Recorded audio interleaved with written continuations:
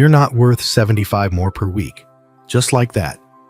22 years of loyalty. And that's what I got. By 11:30 that same morning, TechFlow Systems had lost $89 million and 230 clients. But let me start from the beginning. My name is Thomas Garrett. I'm 47, and I just learned an expensive lesson about knowing your worth. Well, expensive for them anyway. Tuesday morning started like any other. Coffee at 6:30, in the office by 7:15, checking overnight system logs before most people even thought about breakfast. Same routine I'd followed for 22 years at TechFlow Systems. Started there when we had 50 people crammed into a converted warehouse in Austin. Watched it grow into a 2,000-employee corporation with offices in 3 states. I'd been putting off this conversation for months, hell, maybe years. The company just announced record profits, $340 million last quarter. James Norwood, our CEO, bought his 3rd vacation home last month. Meanwhile, I'm still making $78,000 a year. Same number for 4 years running, while everything else got more expensive. My son's college tuition went up 12% this year alone. So I scheduled a meeting with Austin Brooks. Yeah, that Austin Brooks. James Norwood's nephew. 29 years old, MBA from some fancy school. Been at the company exactly 18 months. Never worked anywhere else. Never troubleshot a critical system failure. Never had to explain to angry clients why their data was temporarily unavailable. The conference room smelled like Austin's expensive cologne when I walked in at 8:30. He barely looked up from his laptop. "Tom, what can I do for you?" I wanted to discuss my compensation. I've been here 22 years, and my last raise was 4 years ago. I'm requesting an increase of $75 per week. $75 per week. That's $3,900 a year, about what the company spends on Austin's monthly business lunches. Austin leaned back in his chair with that smirk I'd grown to hate. "Tom, I appreciate your dedication, I really do. But we need to be realistic about your value proposition here." Value proposition. This kid who needed help resetting his email password was talking about value propositions. You've been here a long time, but frankly, your skill set is becoming outdated. We're moving toward cloud-based solutions, agile methodologies. Your legacy thinking isn't really aligned with our strategic direction. Legacy thinking. 22 years of keeping their systems running was legacy thinking. That's when Ethan Walsh stuck his head in. Our VP of Operations, 31 years old, another MBA hotshot, with about as much hands-on technical experience as my neighbor's cat. "Everything okay in here?"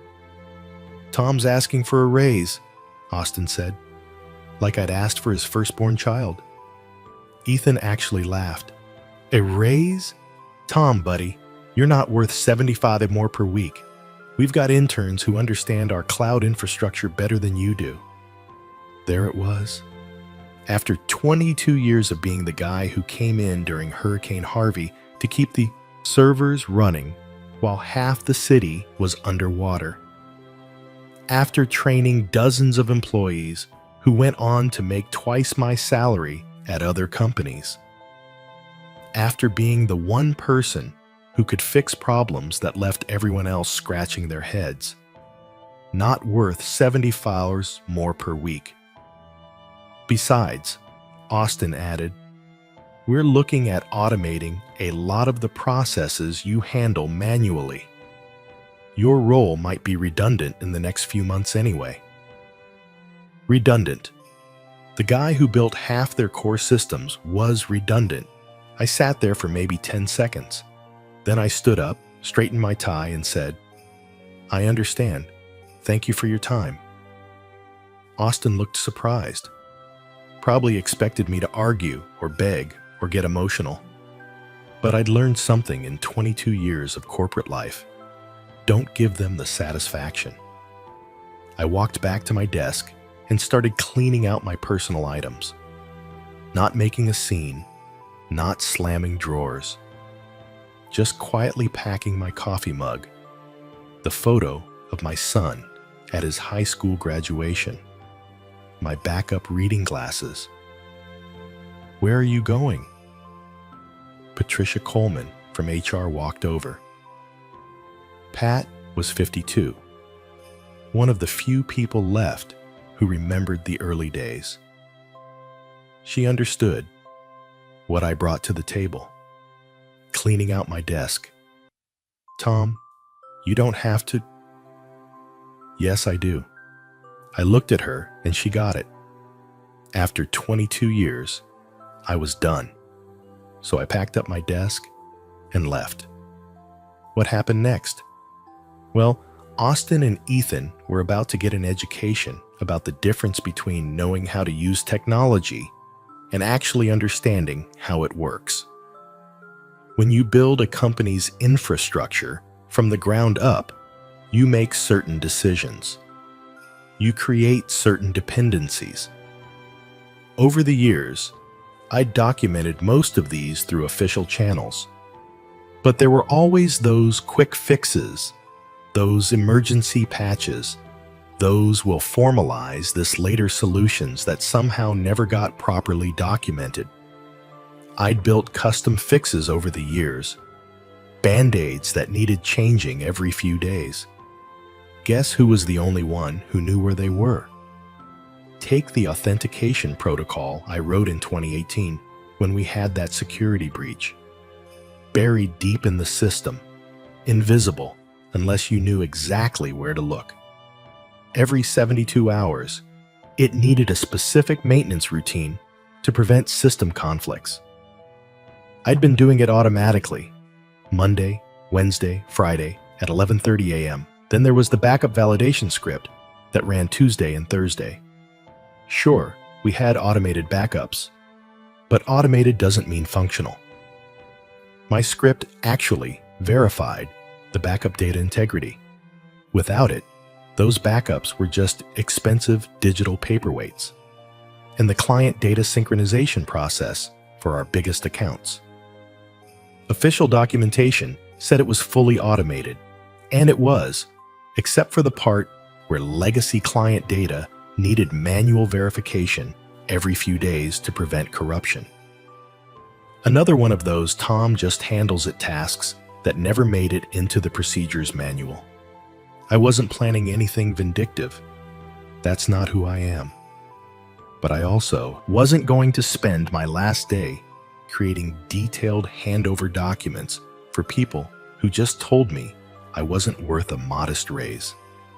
Instead, I finished packing, sent a brief email to Pat confirming my immediate resignation, and walked out the door. No drama, no speeches, no burning bridges. Just a professional exit from a company that had forgotten what professionalism looked like. I was pulling out of the parking lot when my phone started buzzing. First call came at 11:32 a.m. Exactly 2 minutes after my usual maintenance window for that authentication protocol. Austin Brooks. "Tom, we're getting some weird error messages on the main system. Can you call me back?" I let it go to voicemail. Second call, 11:35 a.m. Ethan Walsh this time. "Tom, urgent issue with client data access. Need you to walk us through something." Also, went to voicemail. By 11:45, my phone was ringing non-stop. The system wasn't just throwing errors, it was starting a cascade failure. When that authentication protocol failed, it triggered security lockouts on client accounts. When the backup validation script didn't run, the automated system started overwriting corrupted data with more corrupted data. When the client synchronization process failed, it began corrupting the master database. I stopped at a coffee shop about 20 minutes from the office and finally answered my phone. James Norwood himself was calling. Tom, thank God. We need you back here immediately. Something's wrong with the entire system. Sorry, James, but I no longer work for TechFlow. As of this morning, I'm officially done with your company. Tom, this isn't the time for games. I'm not playing games. Austin and Ethan made it very clear this morning that my skills are outdated and my role is redundant. I'm simply taking their advice and moving on. Silence on the other end. Then, what exactly is happening to our system? Couldn't tell you. You'll need to consult with your agile, modern, cloud-based solution experts. I hung up and ordered another coffee. Figured I might be there a while. The calls kept coming. Austin, Ethan, various technical staff, even Pat from HR begging me to come back and just help them understand what's happening. Each time, I politely explained that I was no longer employed by TechFlow and couldn't provide technical support. Want to know what's funny? They brought in consultants, emergency contractors, even flew in specialists from their corporate partners. But here's something they didn't think about. You can't Google institutional knowledge. You can't hire it as a consultant for a few hours. It exists in the experience of people who've been there, who've built the systems, who understand not just how things work, but why they were built that way. By 1:30 p.m., according to the news alert on my phone, TechFlow Systems had issued a statement about temporary service disruptions affecting client access. By 3 p.m., it was a system-wide outage with expected resolution within 24 hours. Right. I drove home and spent the afternoon doing something I hadn't done in years. Absolutely nothing work-related. Sat on my back porch, drank a beer, watched my neighbor try to fix his lawnmower. Simple stuff. Peaceful. My phone kept buzzing with voicemails.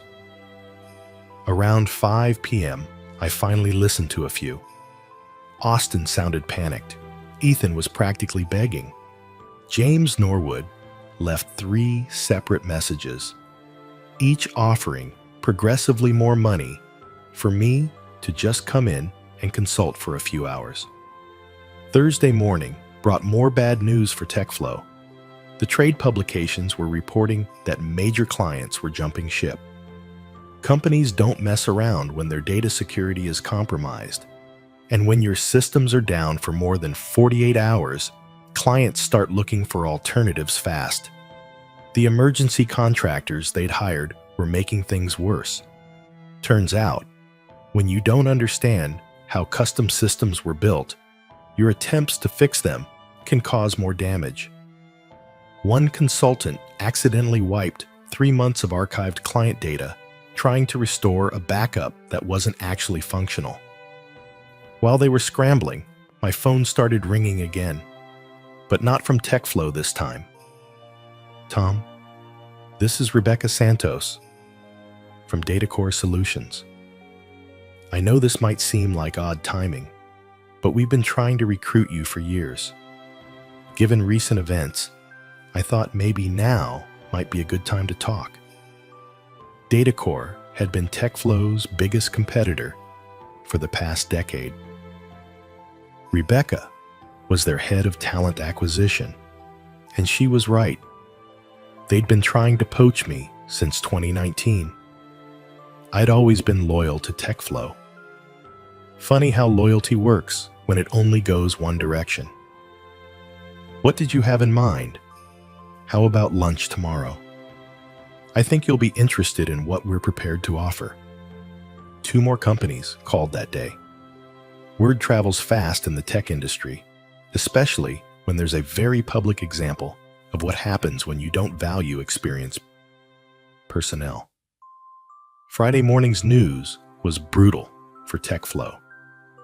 Stock price had dropped 34% since Tuesday. The system was still down. Emergency contractors were billing them $2,000 per hour, with no guarantee they could actually fix anything. And the client exodus was accelerating. I met Rebecca at a nice steakhouse downtown. She didn't waste time with small talk. Chief Technology Officer position, $155,000. Base salary plus equity options. Full benefits, 4 weeks vacation, and a team of people who actually respect experience. Double my TechFlow salary, plus equity, plus respect. When would you want me to start? Monday, if you're interested. I was interested. That afternoon, I called James Norwood personally. Professional courtesy. Tom, he said before I could even speak, I know we made some mistakes. Austin and Ethan were completely out of line. We'd like to bring you back. We're prepared to offer you a significant raise, maybe even a promotion, to senior management. I appreciate the offer, James, but I've already accepted another position. How much are they paying you? We'll match it. It's not about the money anymore, which was true.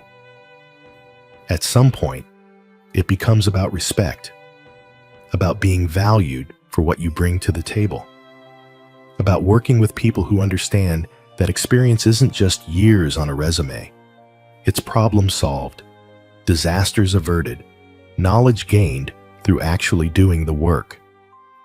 Tom, please. The board is breathing down my neck. The consultants can't figure out your systems. We need you back. My systems? James, according to Austin and Ethan, those are legacy systems that need to be replaced anyway.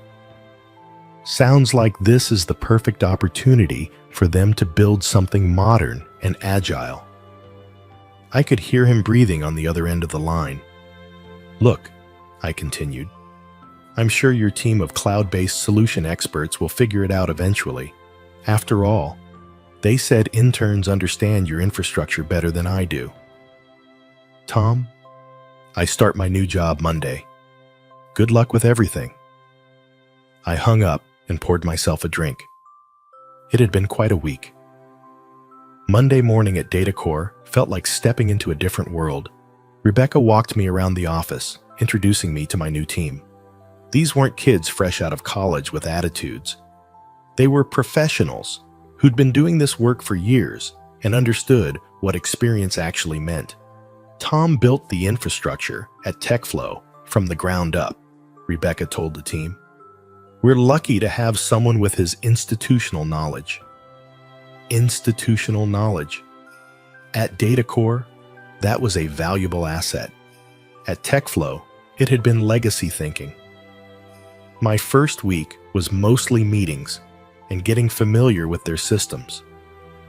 Professional, well-documented systems with proper backup procedures and clear maintenance protocols. Everything I'd tried to implement at TechFlow over the years, but never had the resources or management support to do properly. Meanwhile, TechFlow was making headlines for all the wrong reasons. By the end of my first week at DataCore, the trade publications were reporting that TechFlow had lost 230 major clients. Their stock had dropped another 15%. The emergency contractors had racked up $3.2 million in bills and still hadn't restored full functionality. Austin Brooks was no longer answering his phone. Word was he'd been restructured out of his position. Ethan Walsh had jumped ship to a startup that specialized in cryptocurrency solutions. Good luck with that. The real damage to TechFlow wasn't just the immediate system failure. It was the reputation hit. In the tech industry, reliability is everything. When prospective clients Google your company name, and the first results are articles about catastrophic system failures, it doesn't matter how good your sales pitch is. James Norwood tried calling me a few more times that second week. I didn't answer, but I listened to the voicemails. They got progressively more desperate. The board was threatening to remove him. The insurance company was fighting the claim. Clients were demanding penalty payments for breach of service agreements.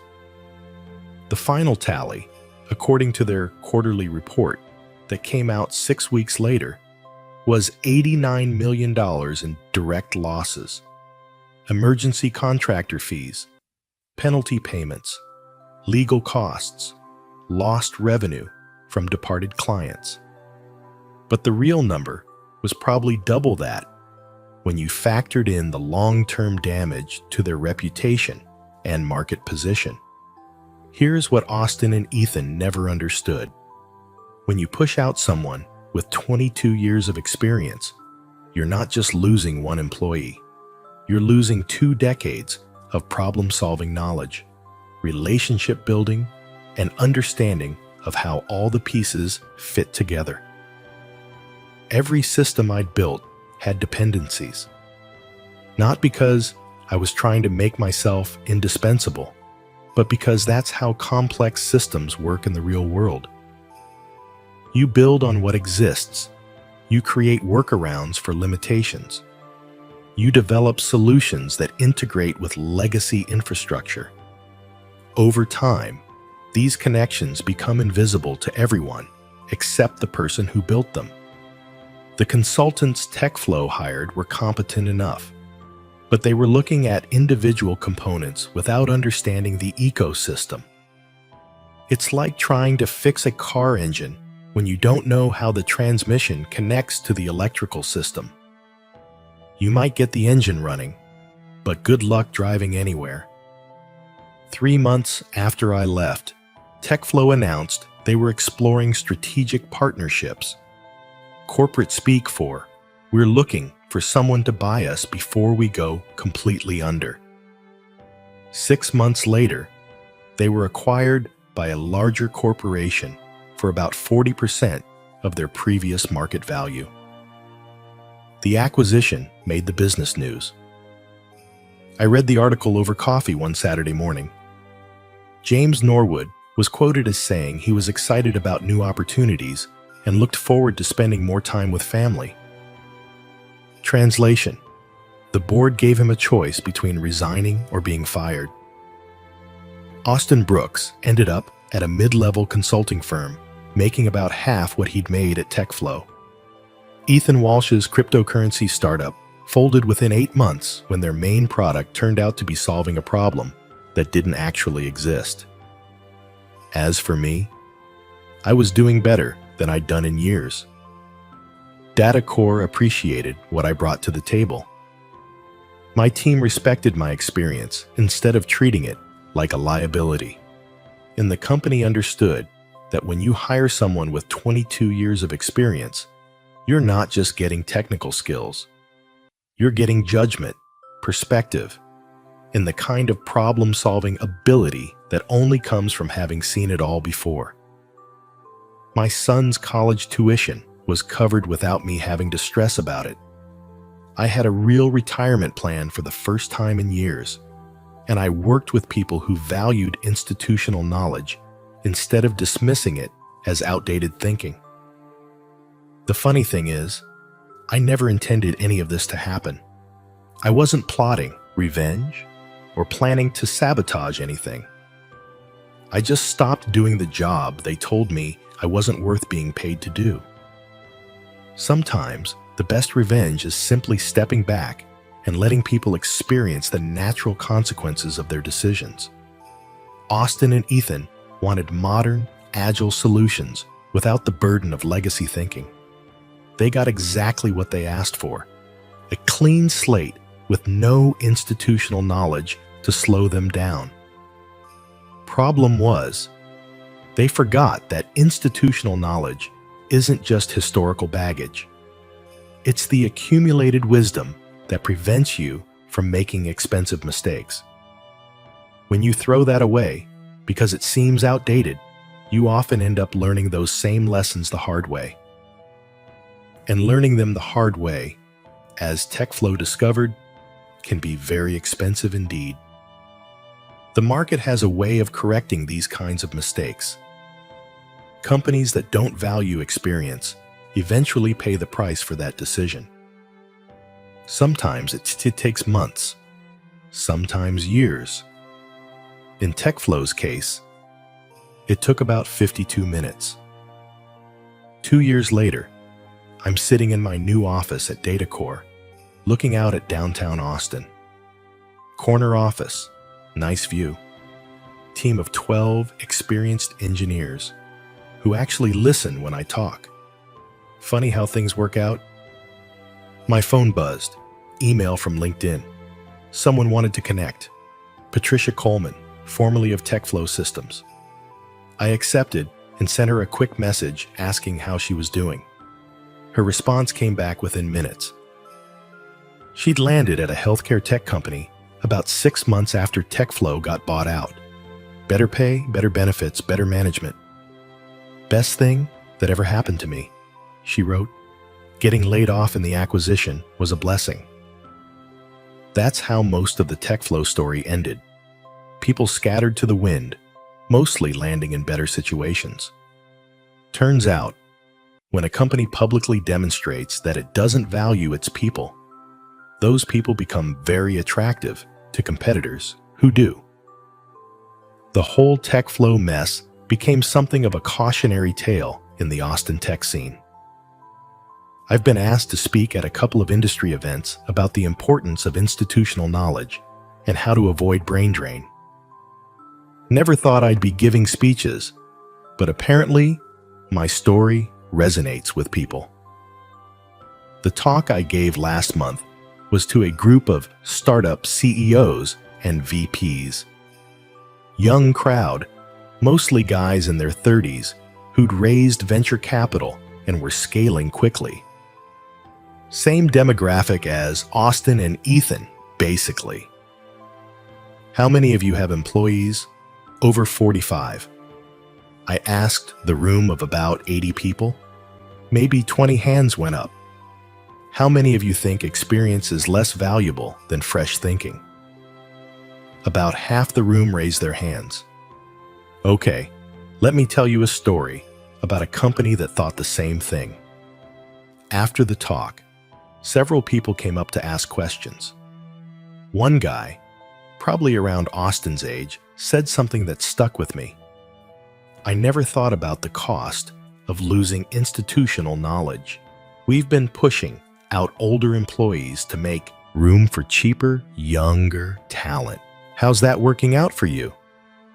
Well, we keep having the same problems over and over. Stuff that should be simple takes forever because no one remembers how we solved it before. That's the thing about experience. It's not just about knowing how to do something. It's about remembering all the ways not to do it. Every mistake you've made, every problem you've solved, every shortcut that seemed like a good idea but turned into a disaster 6 months later. That's the knowledge you're throwing away when you decide someone is too expensive or set in their ways. I still run into former TechFlow people around town. Most are doing well. The company's collapse forced everyone to reevaluate what they wanted, and a lot of people discovered they'd been settling for less than they deserved. Mike Patterson, who used to run server maintenance, is now making 40% more at a financial services company. Sarah Kim from the database team started her own consulting firm and is booked solid. Even some of the younger employees who survived the initial purge eventually left when they realized the company culture was toxic. The building where TechFlow used to be housed is now a WeWork space. I drove by it last week and almost didn't recognize the place. New paint, new signs, completely different energy. The old TechFlow logo is gone, replaced by motivational quotes about disrupting industries and thinking outside the box. I wonder if any of the new tenants know about the company that used to operate there, or what happened when management decided that 22 years of experience wasn't worth $75 more per week. James Norwood, last I heard, was doing some kind of executive consulting, helping other companies avoid the mistakes he made, presumably. I hope he's learned something from the experience, though I have my doubts. Some people just don't get it. The acquisition company that bought TechFlow's assets basically gutted everything and started over. They kept maybe 30% of the original workforce, rebuilt the entire technical infrastructure, and rebranded the whole operation.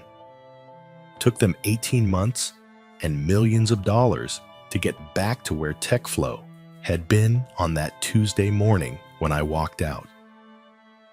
My son graduated college last spring with a computer science degree. He's working for a tech company in Seattle, making more in his first job than I made after 15 years at TechFlow. When I told him the whole story, he just shook his head. "Dad, you should have left years earlier."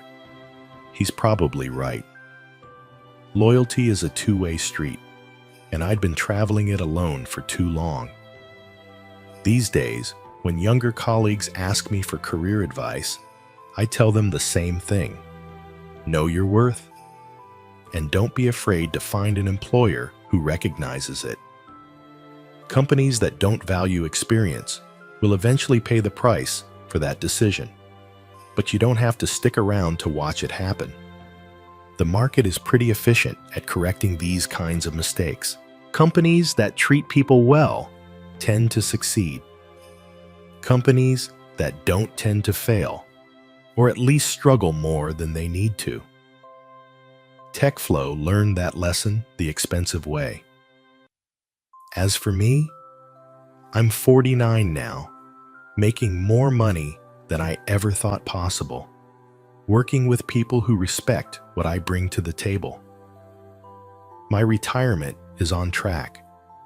My son is launched and successful, and I sleep better at night, knowing I'm valued for my contributions. Sometimes, the best revenge really is just living well. And getting paid what you're actually worth doesn't hurt either. The moral of the story isn't complicated. If you're going to tell someone they're not worth a modest raise, you'd better make sure you can actually function without them. Because in today's competitive market, that person might just decide you're not worth their loyalty anymore. 22 years of experience walks out the door just as easily as it walks in. The difference is, it's a lot harder to replace than most people think, especially when you've just spent $89 million learning that lesson.